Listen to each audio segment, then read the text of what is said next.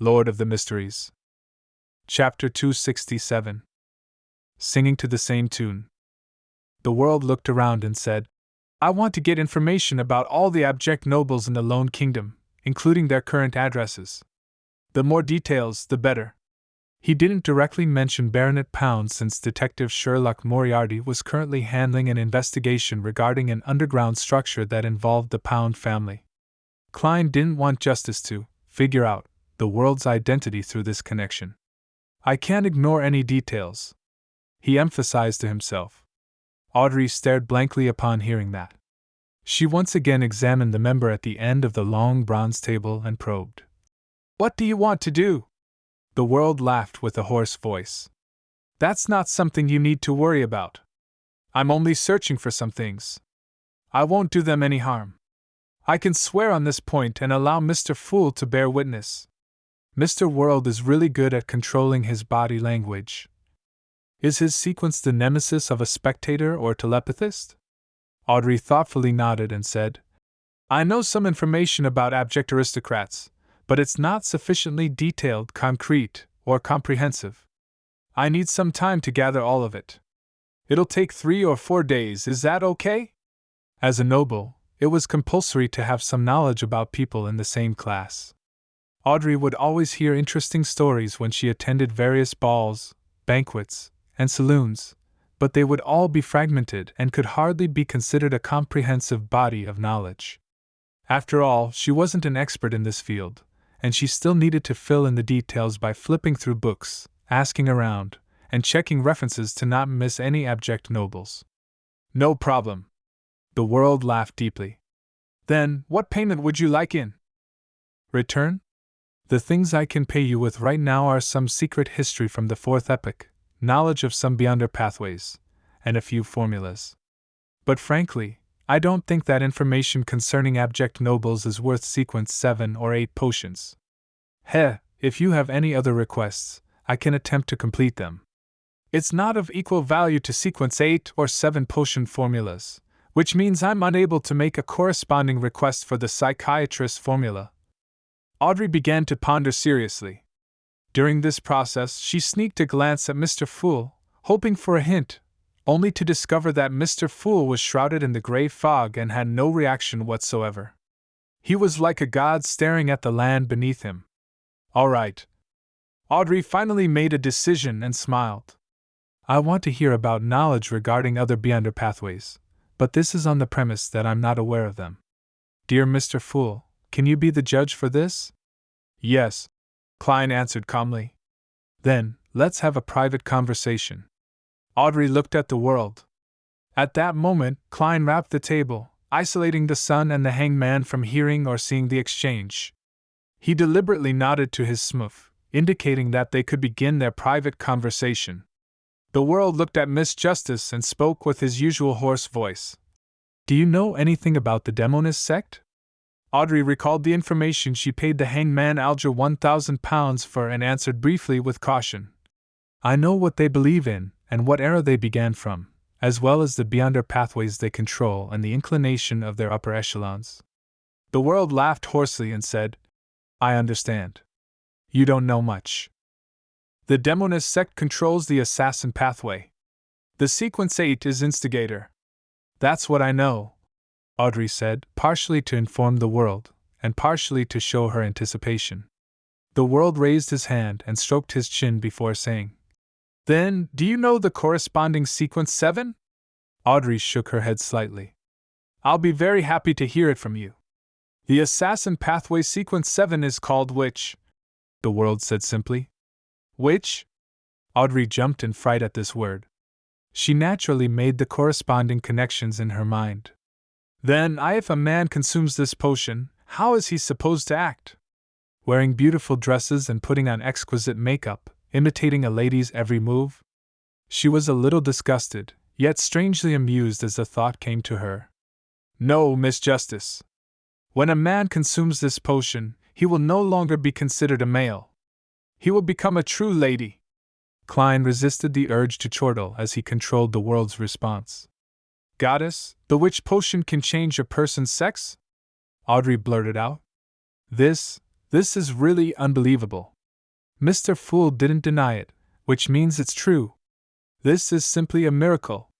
This is the mysterious beyond a world. This is a world filled with all sorts of inexplicable things. This is the world I long for. Why am I feeling a little excited? After calming down a little, Audrey quickly and guiltily glanced at Mr. Fool and made a tiny confession that she had actually chanted the name of the Evernight goddess in front of him. The world said in a low, hoarse voice, "Yes, but it can only make men become women. Women will accordingly have their charms enhanced. Whether it's their appearance or skin condition, they will become significantly improved, on the basis of their original looks. This is the reason why the upper echelons of the demonist sect are all women." "Then, what flaws does it have?" Audrey suddenly felt her interest was aroused. The world answered in an unhurried manner. "The requirement for their acting is to become evildoers who bring about calamity, disease, and pain." Audrey exhaled slightly and felt a little disappointed. Her mind whirled quickly, and she immediately had a new question. If, and I'm saying if, an animal consumes the witch formula without dying or losing control, would the enhancement of its charms be more suited to human tastes, or focused on charms for its own species? For example, a female cat witch makes all male cats and all cat lovers become fanatical towards it. The world was momentarily unsure how to respond. After a few seconds, he said, "I've never studied such matters." Before Audrey could ask further, he added, "The corresponding sequence 6 for the witch pathway is pleasure, or the demoness of pleasure. The requirement for acting is to bring pleasure to both men and women, mainly in that aspect, as well as controlling or influencing them. The demonesses of this sequence are very good at using special spider silk." Audrey gaped her beautiful mouth, then she silently closed it again, deeply regretting her pinings from before. "By knowing such information, it will allow you to effectively identify demonesses." Are you pleased with this payment?" the world asked. Audrey nodded gently and said, "It helps me a lot. The deal is completed. I will help you gather information on the abject nobles as soon as possible. Shall I give it to you the next time we meet?" The world thought for a moment and asked, "Can it be faster?" "Then I'll offer the information I gathered to Mr. Fool and request that he bestow them to you." "Mr. Fool, is that okay?" Audrey turned her head and asked. In the thick gray fog, Klein nodded his head in agreement. At the same time, he busily controlled the world to whisper, He detected the different way she said the word. Noticing the world's astonishment, the corners of Audrey's mouth curled up slightly, her eyes rolling upwards as she intentionally didn't make any explanation. Klein rapped the long bronze table, indicating the end of the private exchange. Then, he once again manipulated the world to say, "I have one more problem. This newcomer has indeed accumulated a lot of requests." Audrey looked over, unsurprised. Alger and Derek both indicated they were listening through their body language. The world said hoarsely, "I want to know if there are any more high-sequence Beyonders in the Sauron family in Intis." While the world spoke, Klein looked at the sun through the corners of his eye and saw that the youth didn't have any additional reaction. From the looks of it, the city of Silver doesn't have records of the Sauron family. This family most likely made an uprising after the cataclysm. Klein looked around thoughtfully and discovered Justice and the hangman looking at each other, obviously unaware of the answer. The sun was undoubtedly at a loss and silent. Thus, he lightly tapped the table again and said, "Let me answer this question. What can you pay for it?" Before he could finish his sentence, Klein hurriedly controlled the world to say, "A formula, a sequence 7 formula." "Okay. Deal." Klein created an environment for a private exchange as he silently stared at his smuff for a few seconds. Audrey and Alger, who were blocked, once again felt how unfathomable Mr. Fool was. They were both curious about the answer, but they also felt that it was of no use to them. It wasn't worth it to spend a sequence 7 potion formula in exchange for that. After the private exchange, Klein deliberately made the world bow and say in a hoarse voice, "Honorable Mr. Fool, thank you for your answer. It was very helpful to me. This is an equivalent exchange. There's no need to thank me." Klein endured the goosebumps that suddenly surfaced on his skin as he answered indifferently. The open communication that followed lasted less than 10 minutes. Then, he announced the end of tarot gathering before severing the connections with the Crimson Stars. After the figures of justice, the Hanged Man, and the sun dissipated into streams of light, Klein looked at the world and chuckled. With a smooth, a lot of things are really much more convenient.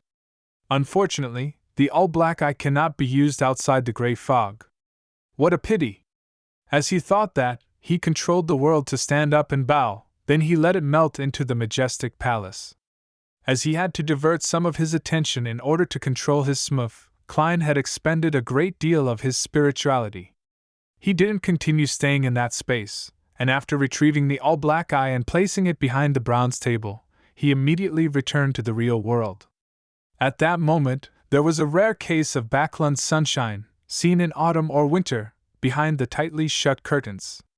Klein didn't have the time to take in this view. He slept for half an hour to recover some of his energy.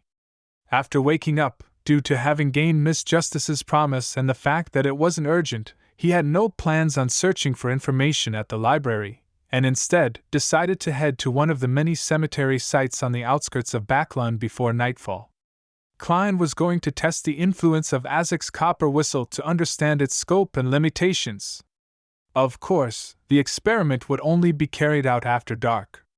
The reason why he was heading out now was that it would be very strange and very eye-catching to hire a carriage to visit a cemetery in the evening.